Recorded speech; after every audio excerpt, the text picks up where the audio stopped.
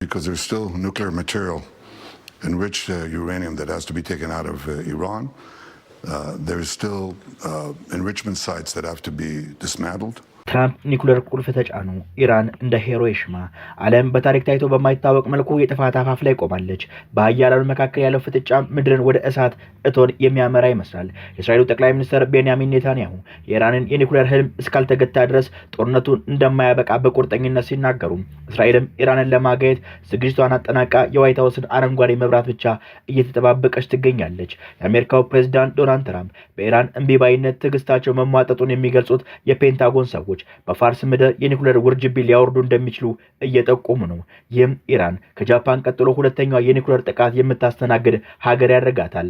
ኢራንም ከሰሜን ኮሪያ ያገኘቻቸውን የመካከለኛ ርቀት ተምዘግዛጊ ሚሳኤሎች አፈሙዛቸውን ወደ እስራኤልና አሜሪካ ማዞራቸው እየተሰማ ነው። በዋይት ሀውስ ቤተ መንግስት የከርሰ ምድር ምሽግ ውስጥ የዓለምን እጣ ፈንታ የሚወስነው የኒኩለር ቃታ በፕሬዝዳንት ዶናልድ ትራምፕ ጣቶች ስር ተመቻችቶ ተቀምጧል። ትራምፕ ኢራንን ከዓለም ካርታ ላይ ጨርሶ ለማጥፋት የወሰኑት ቁርጥ ያለ ውሳኔ በፔንታጎን ኮሪደሮች ውስጥ እንደ መብረቅ እያስተጋባ ይገኛል። ይህ ትዕዛዝ ከተሰጠ ከሰማይ የሚወርደው እሳት በፋርስ ምድር ላይ የሚፈጥረው ጥፋት በቃላት የማይገለጽ ይሆናል። የታሪክ ማህደር የነበረችው ጥንታዊቷ ሀገር በቅጽበት ወደ አመድ ክምር፣ ወደ በረሃ ጭስነት ልትቀየር ትችላለች። ይህ የትራምፕ ዛቻ በኢራን ላይ የሚያሳርፈው ጠባሳ ትውልድ የማይሽረው ሲሆን ሀገሪቱን ዳግም የማታንሰራራና ከምድረገጽ ፈጽሞ የጠፋች ባዶ ምድር ባዶ ሊያደርጋት ይችላል። ዓለም በጭንቀት ትንፋሿን ይዛ የምትጠባበቀው የጥፋት ደውል በአንድ ቁልፍ ንክኪ ብቻ በሚሊዮን የሚቆጠሩ ሰዎችን ህልውና ወደ ዘላለም ጨለማ ሊሰደው አፋፍ ላይ ይገኛል። በሌላ በኩል ቴሄራን ግን ወንድ የሆነ የሞከረኝ በሚል ፉከራ የኒኩለር ማብላዮቿን በሚሳኤል ቀለበት አጥራለች። ከሰሜን ኮሪያ ያገኘቻቸውን መካከለኛ ርቀት ተምዘግዛጊ የኒኩለር አረሮችንም በሚሳኤል አናቶቿ ላይ ተክላ የቃታ ትዕዛዝን ብቻ እየተጠባበቀች ትገኛለች። ኢራን ከሰሜን ኮሪያ ያገኘቻቸው በማይታመን ፍጥነት የሚዘገዘጉ የኒኩለር አረሮች አሁን በሚሳኤሎቿ አናት ላይ ተሰክተዋል።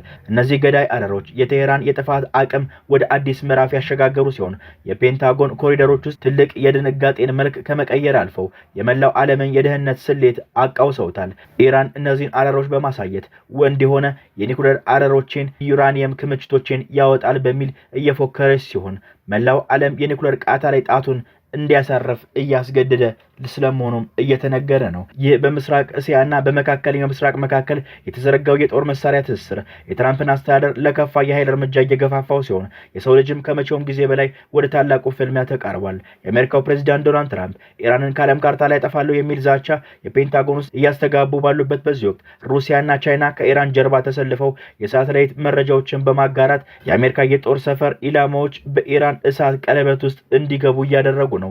የአውሮፓ ምሰሶዎች የሆኑት እንግሊዝና ፈረንሳይ ታላላቅ መርከቦቻቸውን ወደ ሆርሙዝ ወሽመጥ በማስገባት የጦርነቱን አድማስ ወደማይመለስበት ደረጃ እያሸጋገሩት ነው። እነዚህ ግዙፍ የብረት አውሬዎች የባህሩን ሞገድ እየቀዘፉ ወደ ቀጠናው ሲገሰግሱ የባህር ላይ ስምጥ ሸለቆች በጭስና በውጥረት ተሞልቷል። የእንግሊዝ ባንዲራን የሚያውለበልቡ አውዳሚ መርከቦች የፈረንሳይን ዘመናዊ የባህር ላይ ምሽጎች ጎን ለጎን ተሰልፈው የኢራንን የባህር ጠረፍ ሲከቡ ድርጊቱ የቀዝቃዛው ውሃ ወደሚፈላ የጦርነት አውድማነት ቀይሮታል። ይህ የእንግሊዝና የፈረንሳይ ጥምረት የባህር ኃይል እንቅስቃሴ ጦርነቱ በመካከለኛው ምስራቅ ብቻ ተወስኖ እንደማይቀር ለዓለም ማወጃቸው ነው። መርከቦቻቸው በመድፍና በሚሳኤል አፎች የታጠሩ ሲሆን የኢራን የባህር ኃይል እንቅስቃሴ በመገደብና በውሃ ስር ያለውን የኬብል መቁረጥ ለመከላከል በከፍተኛ ንቃት ላይ ይገኛሉ። የአውሮፓውያኑ ወደ ጦርነቱ ቀጥታ መግባት ሆርሙዝ ወሽመጥ ወደ ዓለም አቀፍ የቃጠሎ ቀጠናነት የለወጣት ሲሆን የብረት ጋሻ የለበሱ እነዚህ መርከቦች በባህሩ ላይ የሚያሳዩት ጉልበት የጦርነቱን ሰደድ እስከ አውሮፓ ደጃፍ ድረስ የጎተተ ታሪካዊ ክስተት ሆኗል። የጦርነቱ አዝማሚያ ወደ ባህር ዳርቻዎች ተሸጋግሮ የሆርሙዝን ወሽመጥ የውጥረት ማዕከል ሆኗል። ኢራን በውቅያኖስ ወለል ስር ያሉ የኢንተርኔት ኔትወርክ ኬብሎችን ለመበጣጠስ እያጠናሽ መሆኑ ሲሰማ ይህ እርምጃ መላው ዓለምን ከአረቡ ዓለም በመነጠል አረቡ ዓለም ግንጥል ደሴት ሊያደርገው እንደሚችል ስጋት ተደግሷል። ዓለምን ከጫፍ እስከ ጫፍ የሚያስተሳስረው የዲጂታል አመድ አሁን በኢራን የቁርጥ ቀን ውሳኔ አደጋ ላይ ወድቋል። ቴህራን የዓለም ኢንተርኔትና የኢኮኖሚ የደም ዝውውር ለማስቆም የወሰደችው እርምጃ በሆርሙዝ ወሽመጥ ጥልቅ ባህር ስር የሚገኙ የኔትወርክ ኬብሎችን በመበጣጠስ ጀምሯል። ይህ የኢራን ስልታዊ እርምጃ መላው ዓለም ከመገናኛ አውታር ውጪ በማድረግ እንደ ግንጥል ደሴት ለብቻው ነጥሎ ለማስቀረት ያለመ ሲሆን በሰከንዶች ውስጥ የቢሊዮን ዶላር የገንዘብ ዝውውሮችና የመረጃ ትስስሮች ይቋረጣሉ።